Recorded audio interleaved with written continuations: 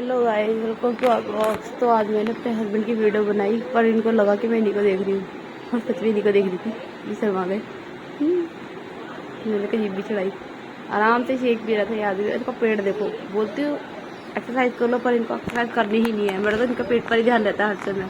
फिर मैंने नीचे देखा, सुबह सुबह इतनी प्यारा लग रहा था पेड़, और इतनी अच्छी अच्छी धूप और हवा चल रही थी। वाह, इतनी गर्मी के बाद तो कितना सुकून मिलता है सुबह उठ के।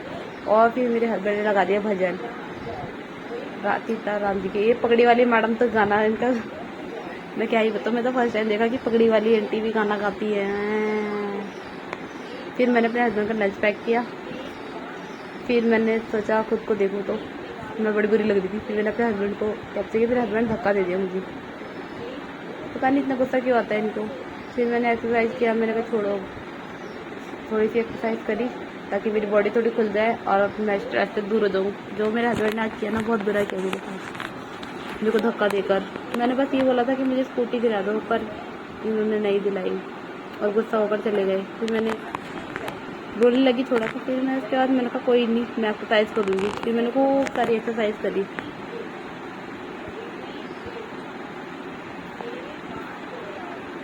एक्सरसाइज करते करते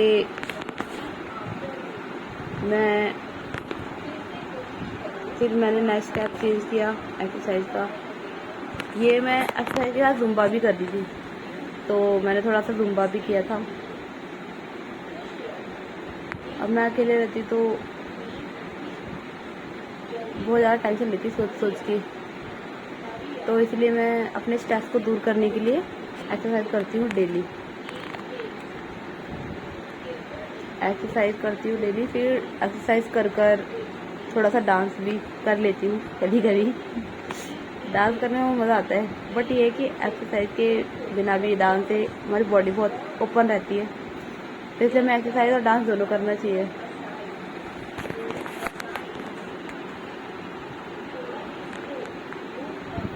डांस करने में तो मज़ा ही आ गया था मेरे को।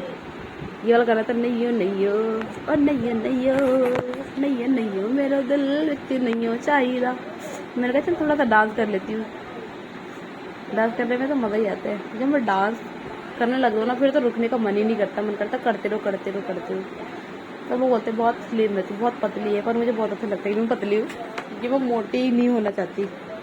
जितना फैट कम हो उतना बढ़िया, और मेरे अंदर तो फैट ही नहीं है। फिर भी मैं करने में लगी रहती हूँ ताकि मेरे हाथ पैर सही चलते रहे, मैं कभी बीमार ना हूँ। फिर मैंने पोछा लगाया एक्सरसाइज के बाद।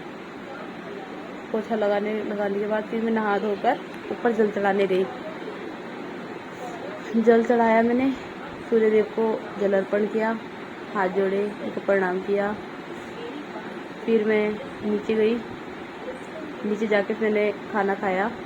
खाने में देखो, और फली की सब्जी, रोटी और रायता, जो मेरे फेवरेट है। सब्जी भी बहुत टेस्टी बनी थी। और ये दोनों आंटियाँ तो चुगली करती रहती है, इसकी बहू ऐसी उसकी बहू ऐसी। फिर मैं रेडी हो गई। रेडी होकर मैं क्लास के लिए गई। मैंने क्लास ली अपनी फ्रेंड के साथ।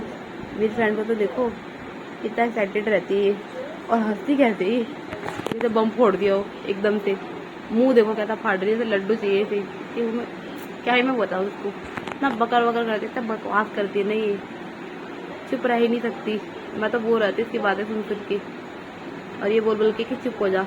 अब देखो, जहाँ इतने हरकतें शुरू की वहाँ ये चुप होती ही नहीं है, और इसकी वजह से फिर मैं भी चुप नहीं रह पाती। अब मैंने कुछ बोला तो देखो शांत हो गई ना, मेरे आगे नहीं बोल पाती बेटे। पर यहाँ पे क्लास देखो, हम क्लास ले रहे थे, सर चले गए नीचे, तो हमने सोचा वीडियो बना लेते हैं, देखा जाएगा। सर आएंगे तो, सर आई नहीं तब तक, जब हमारी वीडियो बंद हो गई तब आए थे सर। फिर मेरी फ्रेंड ने थोड़ी सी अपने बारे में बताया, अपना इंट्रोडक्शन दिया। फिर मैंने उसकी इंटरव्यू में दखल अंदाजी करी जिससे इसका मूड हुआ ख़राब। फिर ये मेरी बुराई करने लग गई, पर मैंने इसकी आवाज़ रिकॉर्ड नहीं की। होना मैं तेज। फिर मैं और ये हम दोनों ने बात करी खूब सारी स्कूल की बातें, कि हमने स्कूल में क्या क्या किया था। फिर ये भी स्कूल की करने लग गई कि हाँ यार बड़ी अच्छी यादें थी स्कूल की। तो फिर मेरा तो मुँह भर गया था। मैंने कहा यार मेरी बात मत कर यहाँ पर सही है, मैंने क्या ही मैं बोलूँ, अपने स्कूल की बात नहीं की। अगर मैं करती तो गाइस तुम लोग हाथ के लोटपोट हो जाते। कभी करेंगे स्कूल की बात भी फुर्सत में।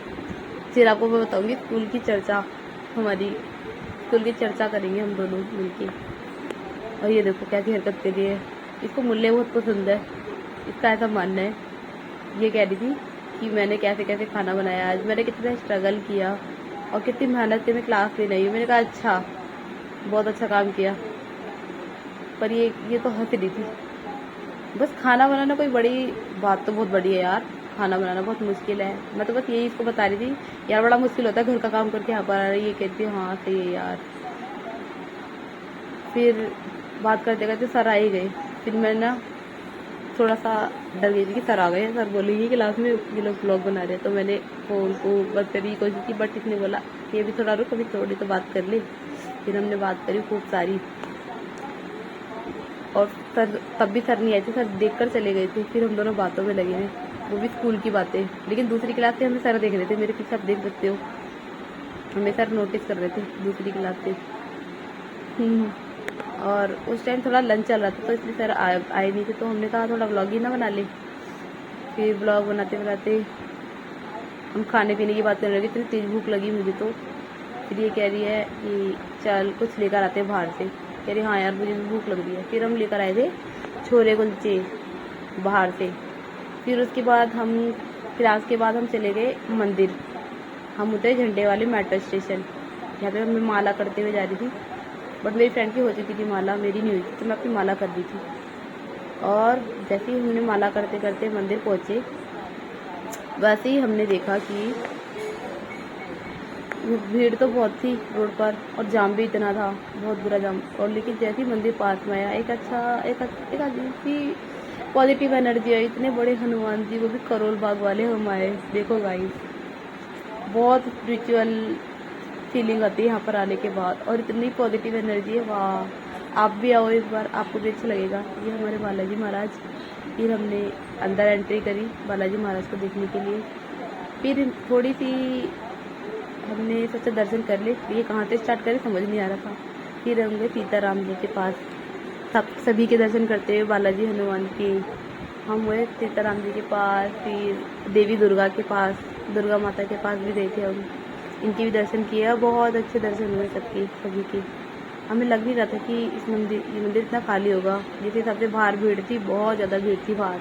और करोल बाग तो बहुत ज़्यादा वैसा एरिया है कि मतलब जाम रहता है वहाँ पे, हर जगह बिजी एरिया बहुत।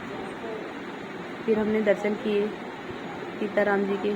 फिर हमने सोचा, फिर हम गए झंडे वाली माता जी के पास,